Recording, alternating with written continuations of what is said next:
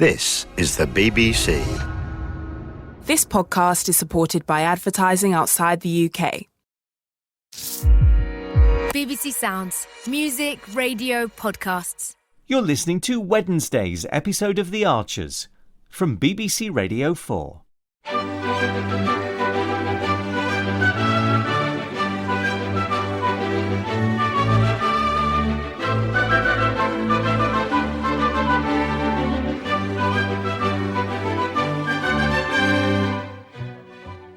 So, who's the latest genius? What? The one with the next big idea for Valentine's Day? Ian. Chef Ian? Yeah. Hasn't he got work? He said it's very quiet today. It'll probably be another non-starter. Oh, you don't know that, Kenton. Another bewildering board game? Or a health and safety nightmare? How's your hamstring now? We haven't moaned about it for a couple of days. I don't moan. If you had shingles like Chris Carter, I could understand it. Chris has got shingles. Apparently. Poor bloke. So Alice has got Martha for the duration. Who'd you hear this from? Harrison. Saint Harrison of the Immaculate Truncheon. Don't start. Has he become Pope yet? Well, it ain't a joking matter. He's serious about this baptism thing. Doesn't mean I have to be. Fallon's quite worried about it. Yeah, well, I'm not surprised. It came out of nowhere. Well, not nowhere exactly. He did play Jesus. I played the dame in Mother Goose, but didn't mean I studied Afternoon, Susan. We don't often see you in here daytimes. Oh, just squeezing it in before I open up the post office. What can I get you? Oh, nothing, thanks. Is Ian here yet? Ian? To make our pitch? Our pitch? For Valentine's? I know Ian had an idea. We both have. You've got one as well. It's the same one. A joint idea. You and Ian Craig? Oh, I know what you're thinking. It's an odd combination. Unexpected, certainly. But that's actually the point. It's what gave us the idea. I'm sure you're going to love it. Oh, that would be nice. It's a sort of speed dating. No. Pardon? Hiya. Hi, Susan. Oh, hello. I hope I haven't kept you waiting. No, I've only just arrived. But I'm sorry, Ian. It looks like you've had a wasted journey. Oh, please, Martha. Daddy's not well, so Mummy's got to look after you. And it could be for a long time, so please stop crying. Darling, please.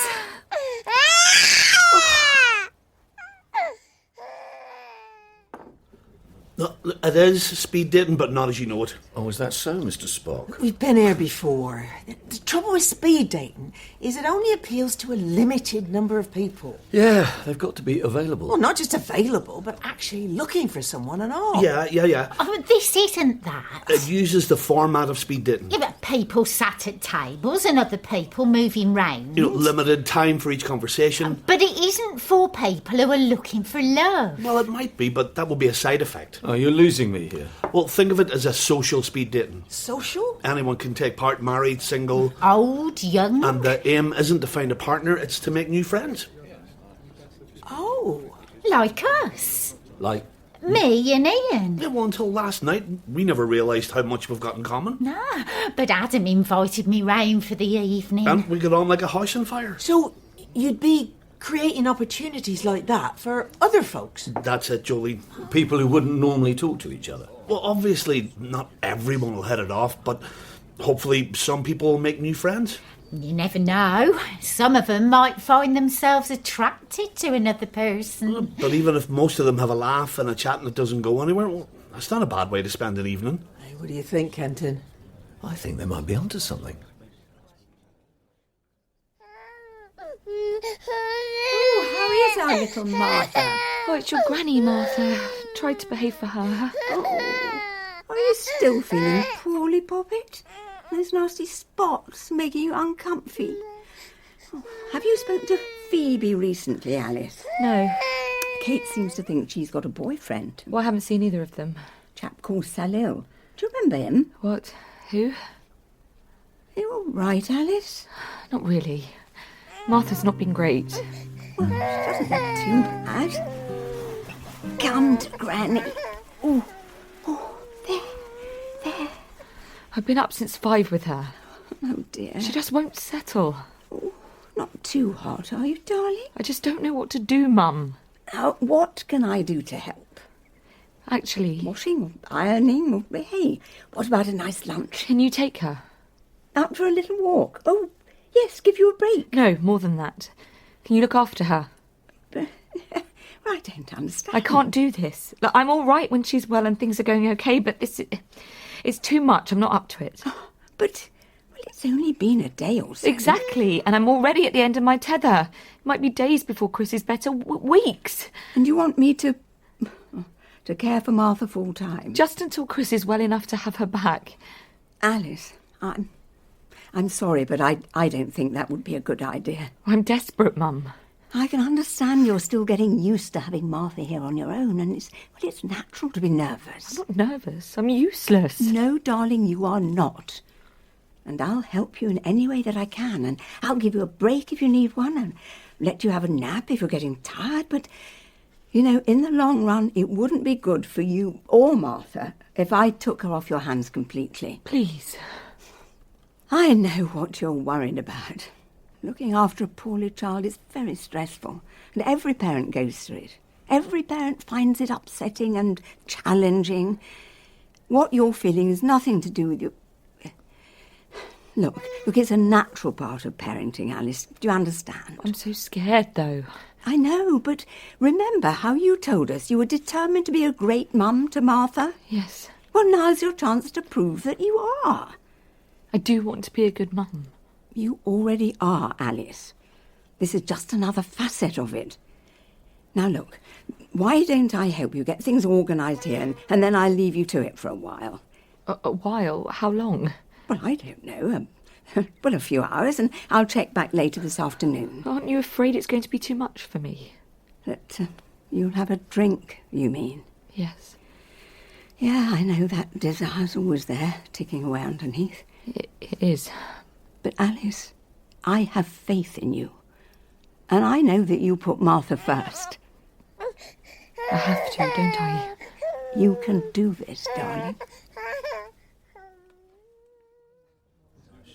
Thing is, though, some folk are naturally chatty and some ain't.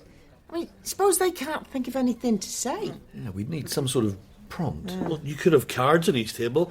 When the next person arrives, you draw a new card, each one with a subject to discuss. Or a question to answer, like... What's the most embarrassing thing that's ever happened to you? You know, what's been your biggest achievement in life? What's the worst date you've ever been on? Oh, yeah. Or what annoys you most about other people. Oh, yeah, that'll do it. So each person has got what? 2 minutes to answer? Yeah, and the other person can ask questions. It's not just one way.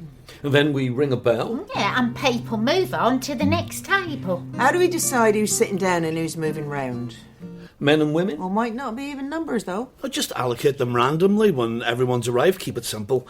And then after the organised part of the evening, there's a casual drink and mingle. So if they've got on with someone, they can find them again and carry on chatting. You know, talk more about the things they discussed at the tables, or explore things they've got in common. Only if they want to. Oh, yeah. No pressure. So, what do you think? Jolene? Well, Kent and I really should go away and discuss it and get back to you. But I don't think there's any need, is there? Oh, not as far as I'm concerned. No, it's head and shoulders over any other idea we've had. Too right, it's absolutely inspired. Thank you. Oh, it's simple, it's fun, it's different. And importantly, it's inclusive. It's something for everyone. So, are we saying... Yep, we found ourselves a winner. Excellent. Right, can't wait to see it in action. So, you two and Neil and Adam get free admission and free drinks. Oh, and speaking of drinks, looks like Eddie needs serving. Will you excuse me? Sure, yeah. But thanks, guys, that was brilliant. I need to get on as What well. can I get you, Mr. Grundy? Jolene's right. It's perfect. To be honest, I was beginning to despair. Well, I'm glad you liked it. Like it? I love it. You have saved our bacon. Oh, that went well. Didn't it? Yeah, Well done, once Jess. they let us get a word in edgeways. Oh, that was my fault. No, don't worry about it. I do think it'll be really good. Yeah, me too. Well, because between you and me, it looks like the place could do with a boost to trade. Yeah, pretty quiet, isn't it? And there is an added bonus. What do you mean, Ian? Well, what we're going to learn about our fellow villagers. Oh, yeah. Especially if we write those cards carefully. It could dig up some very interesting stories, couldn't it? Roll on Valentine's Day.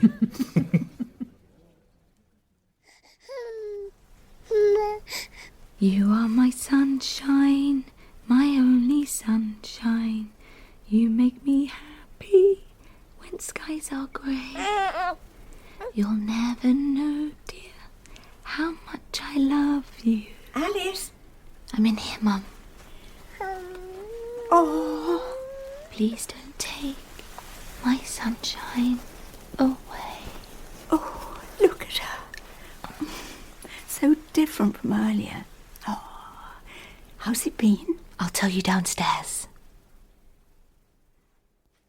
So, you managed all right then? Well, I'm not saying it wasn't hard, but yes, we got through it. Oh, wonderful. You were right, Mum. I was just having a bad moment.